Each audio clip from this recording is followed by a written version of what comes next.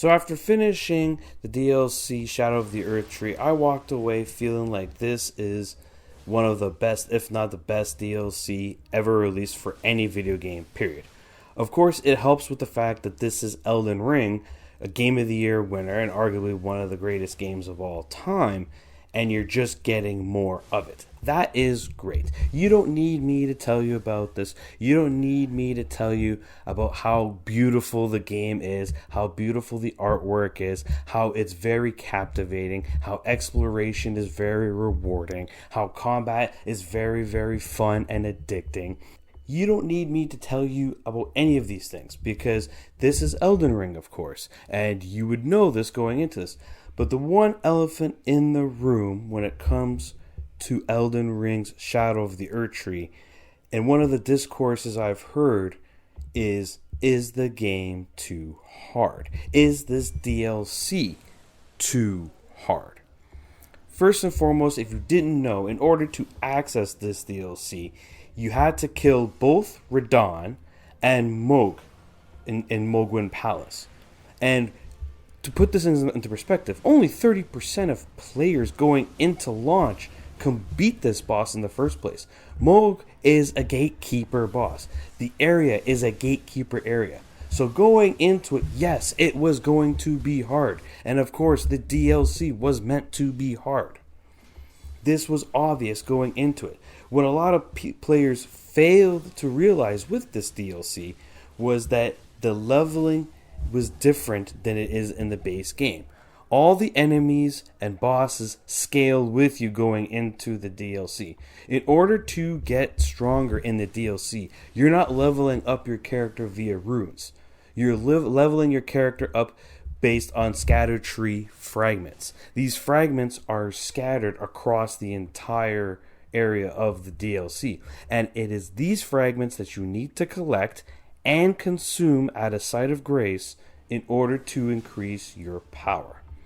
What this means, however, and this is probably one of my biggest gripes with Shadow of the Erdtree, is that exploration isn't necessarily optional. It's optional in the sense that, yes, you can beeline the main story, beat the final boss, and not care for the Erdtree upgrades. And yes, it can be done.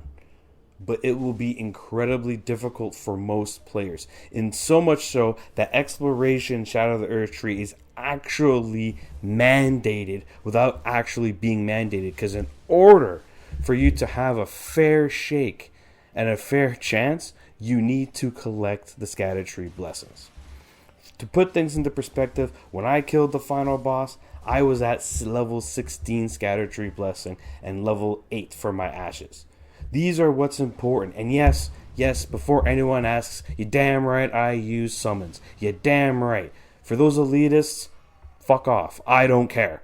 To be honest, I don't care. It's a tool. I'm not glitching. I ain't cheating. I ain't putting codes. It is a tool provided. Yes, I will use it. Cry me a goddamn river. That's my rant for the video. But the point is, you need these Erdtree blessings in order to make the game a lot easier. That being said, I do feel that in general, Shadow of the Erdtree's difficulty overall is good and fair. Yes, it is hard. You're not supposed to steamroll it, but it is fair for the most part. The part that's not fair is particularly with certain bosses, especially the final boss. And the reason for this is because they're highly aggressive, they're large, they have many long combos, and a whole lot of AoE. And as a player, you are trying to read all of this and deal with it while simultaneously fighting the camera. This is probably the biggest issue with Shadow of the Erdtree, in my opinion, is the camera. The camera itself makes Shadow of the Erdtree that much harder. Because in most DLCs and in most bosses and boss encounters, usually it goes, big bosses are slow and they have 3 to 4 second breathers in between combos. And then the smaller enemies are usually the ones that are highly mobile, but because they're small, they fit in the camera a lot more, and the camera is less of an issue. But when you're talking about highly mobile, large bosses that are super aggressive, that only really have a 1 second breathing room in between their combos, yes, it can at times feel unfair. And that's where I'm coming at with this. Is the overall the difficulty is fine other than a couple of bosses and the final boss because of the camera.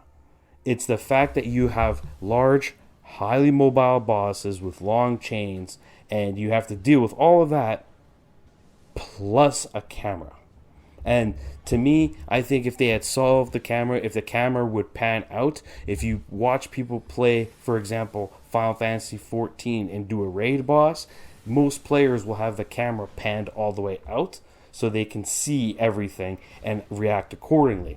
Elden Ring, and I hope they incorporate this for future Souls games, is if you want these highly aggressive, large bosses, you need to have at least the ability to pan out that camera and sit the camera further back so you can actually read the boss movements. And to me, I think that is like the biggest elephant in the room when it comes to the difficulty. Again, this doesn't apply to every single boss, only a couple of them.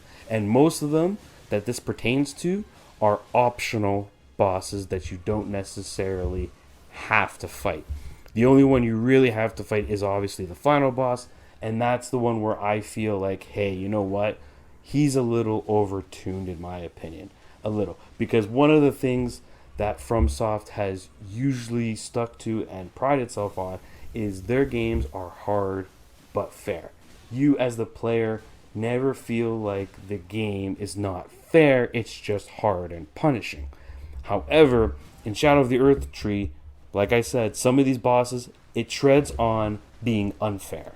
And once it starts feeling unfair on the player's end, that's when it's too hard. That's when it's like, hey, you know what? This is unfair. And like I said, in most cases, it's unfair because the camera gets in the way of you trying to do what you're trying to do.